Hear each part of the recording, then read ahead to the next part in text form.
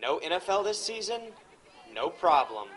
All the bone-rattling hits and ankle-breaking jukes on the gridiron can be seen right here in Morgantown. The West Virginia University women's rugby team is setting out to prove that just because you don't wear a helmet and shoulder pads doesn't mean you can't bring the pain.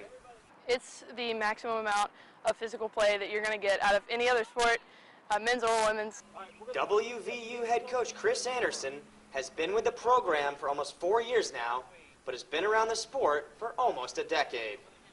Anderson admits the sport isn't exactly for the average person. You definitely need to be not faint of heart. It's every bit as physical as football, and you don't have any padding. And you definitely have to just have an edge on you.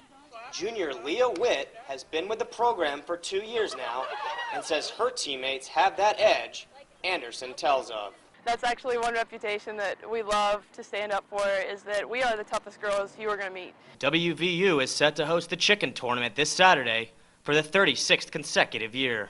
West Virginia won the tournament in 2008, but has seen the Tigers from Townsend win it the last 2 seasons. This time around, the Mountaineers will be hoping that the trophy doesn't slip out of their grasps once again. Will Leitner, WVU News, Morgantown.